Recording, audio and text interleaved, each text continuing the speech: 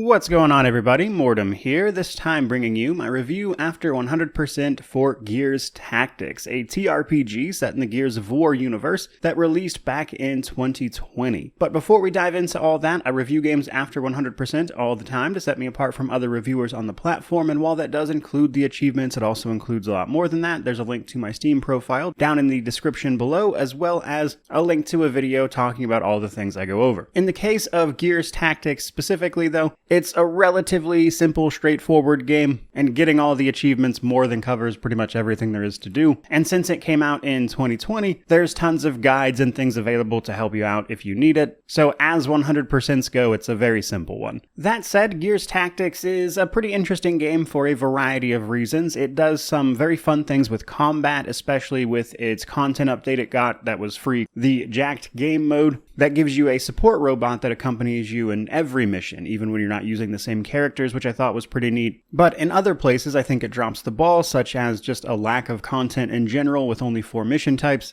And forcing you to log into Xbox Live causes a few different problems, especially for a single player title, all of which I want to cover in this video. Starting with the technical side of things. Now, with this game releasing back in 2020, it's a mostly smooth experience, and I personally didn't run into any real bugs at all. I have seen 1 or 2 people in Steam reviews talking about a game-breaking bug here and there, so it certainly wouldn't be unheard of, but otherwise it plays very well. The real thing I want to talk about in the technical section here is more about the Xbox Live part of things, because in order to play this game, you have to have an Xbox Live account and you have to log into it, which means there is sort of an always online requirement. It is technically possible to play this offline, but you're going to have to jump through some hoops. And even if you do that, you'll still have to at least connect to the internet once to set it all up while you're playing the game, and then after that you can play it offline. And while I don't think this is necessarily a big deal for people playing on desktop, it does make a more portable approach to something like a laptop or even the Steam Deck very, very annoying. And while I don't mind the Xbox Live thing being an option, full out requiring it is incredibly annoying. Like I said though, it is technically possible to play this offline.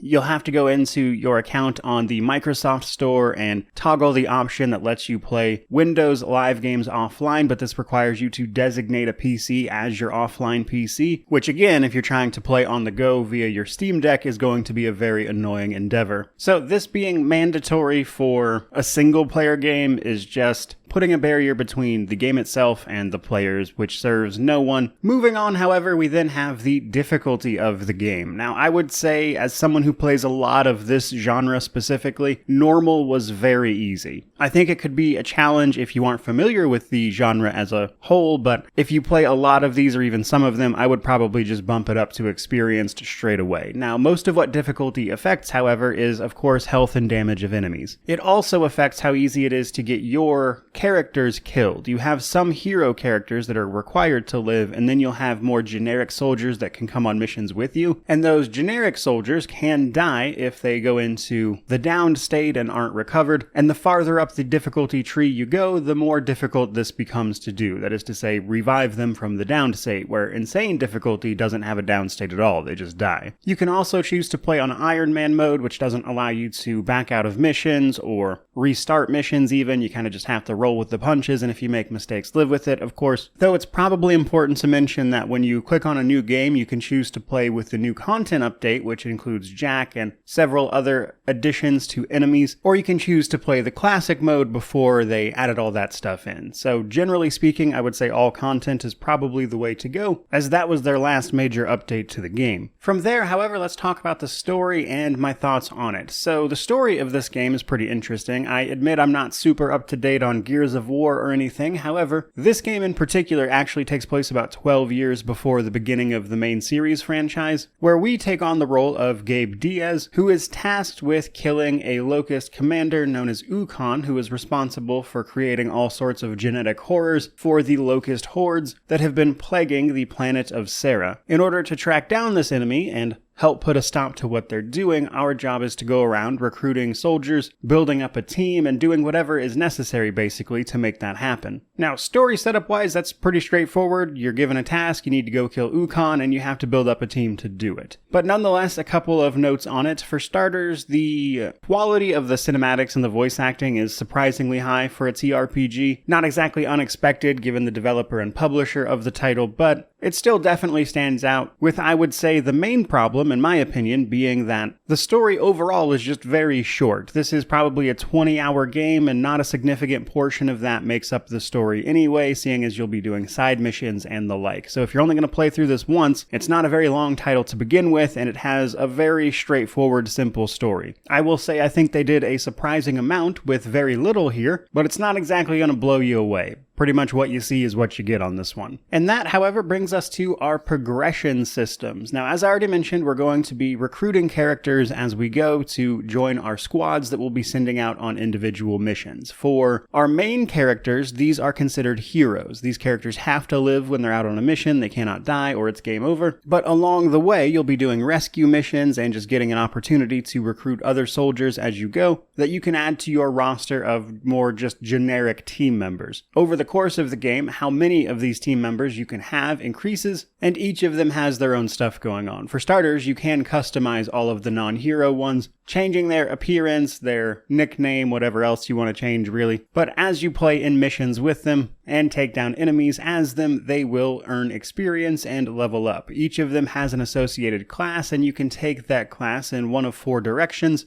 gaining a couple skill points every time you level up. This is going to determine what they're capable of doing in combat, and I would say I think they did a pretty good job here. Each of the classes has a few fun options, and while there are certainly what I would consider meta or best builds that you can find out there, playing around with it, especially on my first playthrough via normal, was an engaging enough experience for what this game is, and I had fun exploring them. Now, probably the most notable one, though, really is your tree for Jack. Jack is a support robot, if you are playing on the new content update, that provides support to every single mission you'll be going on, which means you have a consistent character to apply buffs and debuffs to the battlefield with, as well as doing things like spawning powerful weapons for your characters to use, which is great. And later on, you can even stun and completely stop enemies from doing really much of anything. The other side to progression, however, is your gear. Each character that you're going to have besides Jack has access to upgrades for both their armor and their weapons. Weapons are down to your primary and sidearm, and the primary weapon changes by what class that character is. You can mod these to then have extra effects alongside equipment that can change the way your character plays a little bit. Now, I will say just very generally in regards to progression, things like extra health and healing really aren't super helpful on the higher difficulties because of how strong the enemies are, but each of these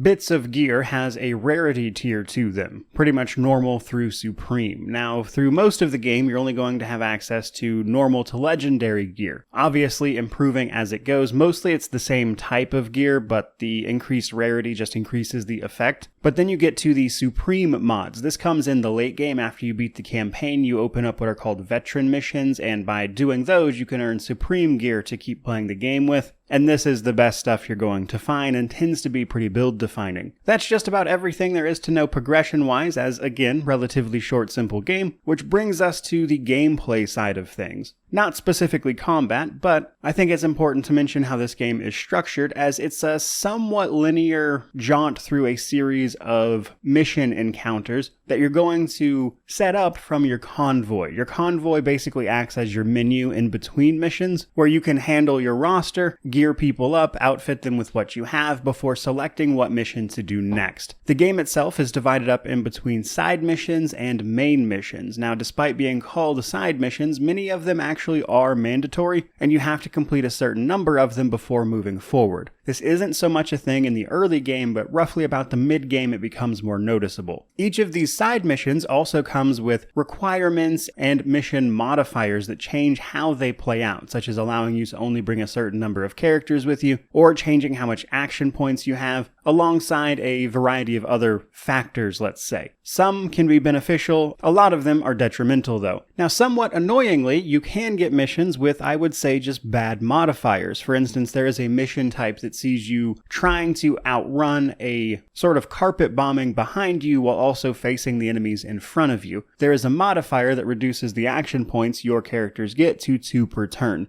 Getting those two things combined, that carpet bombing mission, or a scavenger run as it's called, alongside that reduced action point is like worst case scenario in my opinion. Those became almost impossible as a result. Not literally impossible, mind you. You could definitely do it. It was just a giant headache, and stuff like that is usually to be avoided. Missions also come with optional objectives, and here on the mission screen you can see what kind of reward you're going to get both for completing the mission and an optional objective if you manage to pull it off, which usually just comes down to some rarity tier of gear modifiers for you. Another thing I want to mention here is that the game really only has 4 mission types, basically sabotage, incursion, scavenger run, or rescue. Sabotage, you go in and you need to destroy something. On main missions, this is a little more involved, but on your actual side missions, this basically just means killing everything, and then you get a little cutscene about destroying the thing. Incursions don't mess around with the sort of pseudo setup to the mission that's going to require you to kill anything anyway, because the incursion just wants you to kill everything. Scavenger runs are the carpet bombing missions I told you. You're actually going to be trying to grab chests and then make it to the other side of the mission before it ends, and you'll have to fight some enemies along the way, but combat is more of the secondary goal there, as opposed to looting what you need to loot and getting gone. And then there are the rescue missions. These see you starting out with 2 characters, rather than a squad size of 4 or any other variation based on the modifiers, but you take those characters, you need to rescue 2 other soldiers who are then added to your roster of available recruits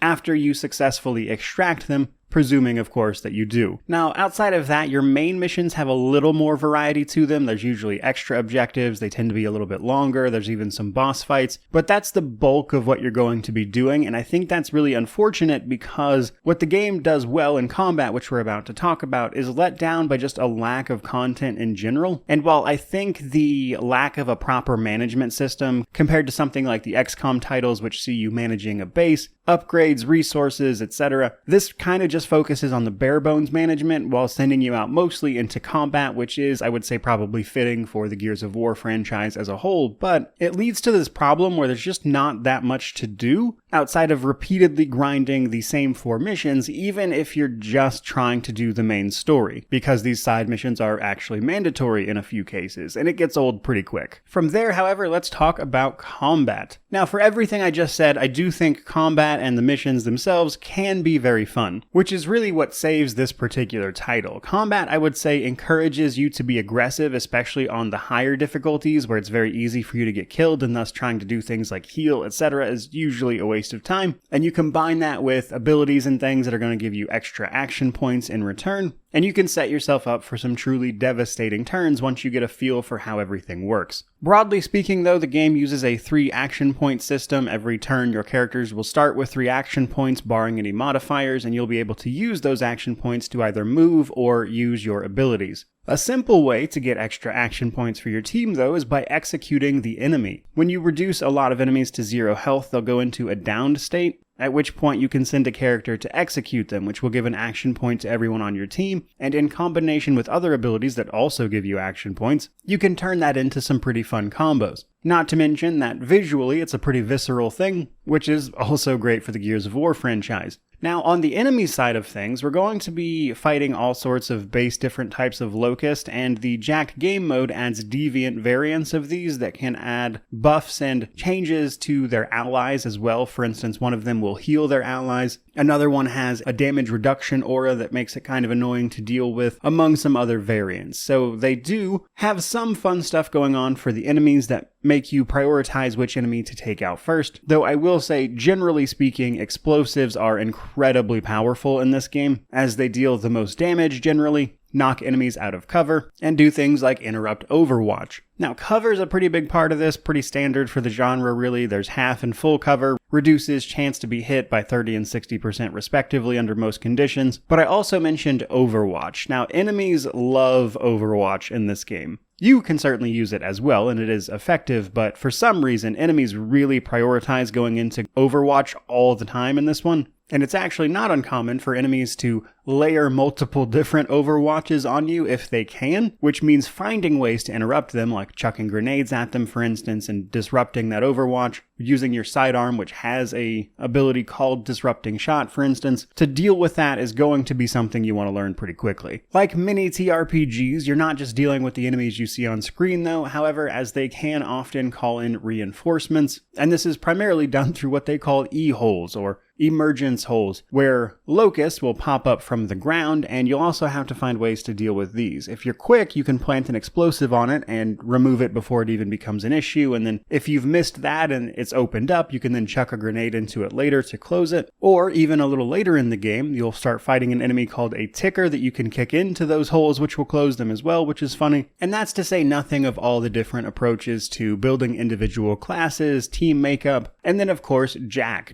our support robot, augmenting every team we send out into the field with all sorts of really powerful abilities. And combat, I think, is where this game shines, which is probably what you would want. Which is perhaps no surprise then that people remember that part of it fondly, especially for instance its swarm AI. Which is to say the game groups enemies into different groups, if you will, of the same type that can then all take their turn at once to speed up combat as much as possible. I will say though that that's kind of let down a little bit by slower enemy types like boomers taking a really long time to actually move. So it's hardly a perfect system, but you can see that system at play in this. And it definitely seems like they put a lot of emphasis on trying to make the combat portion of this tactics game as fun as possible. And I think for the most part they succeeded, especially if you lean into the aggressive side of things. And it's a real shame that that combat is let down by a lack of content in basically every other regard. Though that finally brings me to the Steam Deck section. Now the Steam Deck in this game is awkward, I would say. Technically speaking, you can play this game on the Steam Deck. It's got an official rating of playable, it's got controller support, it's got cloud saves, it's got the things you would want, and typically speaking, this genre plays very well on the Steam Deck. The issue you're going to run into here, I think, is mostly down to Xbox Live's requirements. See, sometimes the game refuses to start at all, and is just really inconsistent about playing nice with the Linux-based system that the Steam Deck is. And then there's the Xbox Live requirement, so unless you're playing this at home, you're going to run into trouble because otherwise you'll have to go to the Microsoft Store, set the Steam Deck as your offline PC, which is going to be a hassle, which means playing this on the go really is just unlikely, frankly. All of that said, it will run pretty well on the Steam Deck, so if you can get it running and you don't care about the Xbox Live login, then it's definitely a very playable experience. In fact, a lot of people seem to prefer it on that platform even. Probably the main thing to know here though is that if you're having trouble getting this to run on the Steam Deck, you're probably going to have to mess around with different Proton options for Linux here, which Steam can help you with, so you're probably going to have to troubleshoot it a little bit, but this is very inconsistent. Some people seem to have no trouble running this. Other times the game just crashes immediately on you and you have to hit it with some troubleshooting, which I will admit, for me personally, is enough to get me to not bother with it. That though brings me to my positives and negatives. Now on the positive side of things,